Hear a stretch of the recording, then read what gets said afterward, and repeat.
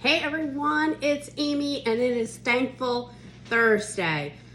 So we all have tons of things to be thankful for. We're blessed to live in this country. Hopefully we all are gainfully employed if we wish so, and our health, not to mention our family and our friends and everything else. So today we're going to talk about baking. Before I do that, just a reminder, the party ends tomorrow at midnight. So make sure that you get all of your orders in. Again, if you have any issues making tomorrow at midnight's deadline, please let either myself or the host know so that we can adjust accordingly. Otherwise, we run the risk of closing the party before you put your order in. So just communicate, okay? So Pampered Chef is probably best known for the pizza stone and baking items, right? So I don't have a lot to show you, but I'm just going to show you some of my favorites. So out of all of the bowls that we have, my hands down favorite is the batter bowl. This was probably my oldest item. The one that I had unfortunately shattered a few months ago, and I literally thought I was going to cry. So I got a new one. So this is a new one, but it still stands that this is my favorite bowl. And a couple of reasons why. Number one, the lid. So you can use this to store things, either dry goods or in the refrigerator. It has measurements right on the outside of the bowl. This one goes to 8 cups. So in the winter, we live on a lot of soups and stews and that type of stuff. So it's great because you need lots of liquid for those types of dishes. So I can pour it right in here. Also, if I'm making a cake or pancakes or at brownies, anything like that, it's great to make in here because of the pour spout. And then my last and most favorite is the handle. So if you have a round bowl, you grip it, you hope that you have a good hold of it, but things happen. Life happens, kids, dogs, pets, whatever, and all of a sudden, you didn't really have a hold of it. So having handle guarantees that you have a hold of the bowl. If 8 cups is too big for you, we do have a junior batter bowl that goes to 4 cups. And then we also have prep bowls, 1, 2, and 3 cups. The 1 cup comes in a pack of 6, and the 2 and the 3 cup come in a pack of 2. They also have the lids on them, the measurements on the side. They do not have pour spouts or handles, but they are great, especially if you're getting things ready or trying to measure things. You can use those as well. Now we saw today our scrapers. You can never have enough of these. And they always come back clean. No matter what you use them in, no matter what you do, they always come back clean. So these are great. You have skinny scrapers, long scrapers, curved scrapers, flat scrapers, you name it. We've got them and they're great. Now, when you're baking and you're looking, or even cooking, and you're looking for a spoon, sometimes it's frustrating. I need a half a teaspoon, a quarter teaspoon, or this tablespoon, or whatever. So our adjustable measuring spoons are my favorite. Teaspoon, tablespoon. The teaspoon goes from a teaspoon, slide this all the way down to 1/8 of a teaspoon, and you'll see there's all these different grooves to show you each level. It is dishwasher safe, and the tablespoon goes from a tablespoon all the way down to a teaspoon. So these are great. 2 spoons does it all. Sounds fabulous, right? So we also have, and I'm missing one, but some spreaders. And spreaders are great not only for icing, trying to find the other one, and I can't, here it is. Not only for icing, but even things like PB&J, also like spreading dips. So they come in very handy. And then we have some servers. Oh, the little spatula is in my dishwasher because I used it last night. They come in both the metal and the plastic, the blue and the teal. They are pretty inexpensive, and the good thing about that is not only are they good for cookies, but appetizers, barbecues, all kinds of things where you don't want to put your big spatulas end up on the floor, on the ground, all contaminated. Somebody's got to go in and wash them. And then lastly, my favorite server is the Slice and Serve. And you'll see that it has rigid edges so that it will cut a cake or a pie, and then you can serve right from it. So it is a one-stop shop. Now I'm going to share with you some favorite pans. So first of all, we have this partially glazed pie pan. Now,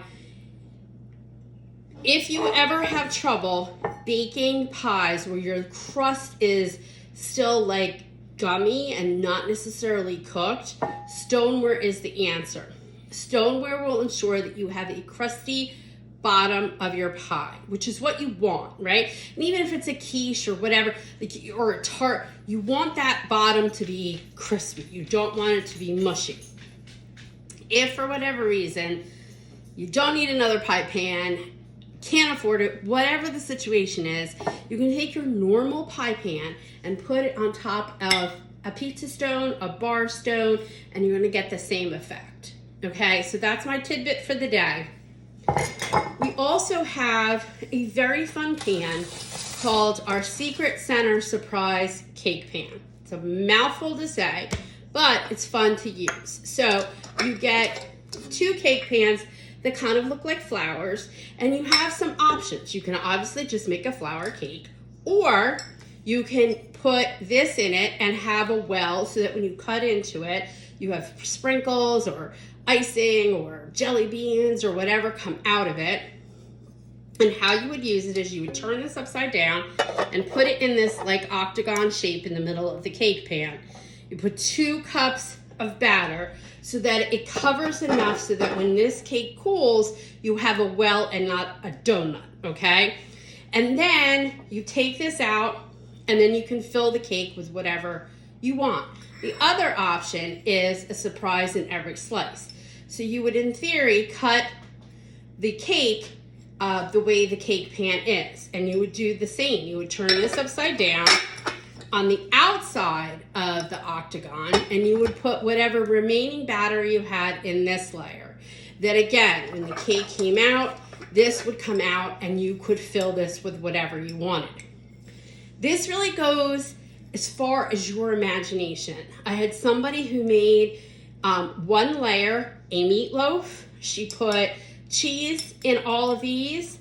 She then iced it with mashed potatoes. I've seen it done with ice cream. I've seen it done with brownies, with pretzel dough.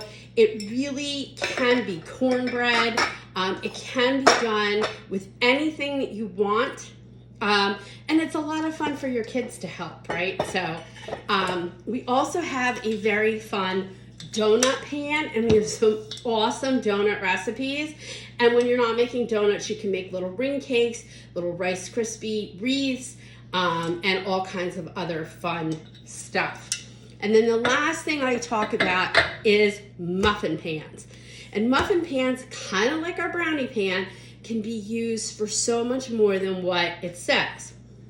So for example, our mini muffin pan is 24 appetizers. So if you have to make appetizers for a party, you can take little refrigerated pizza dough.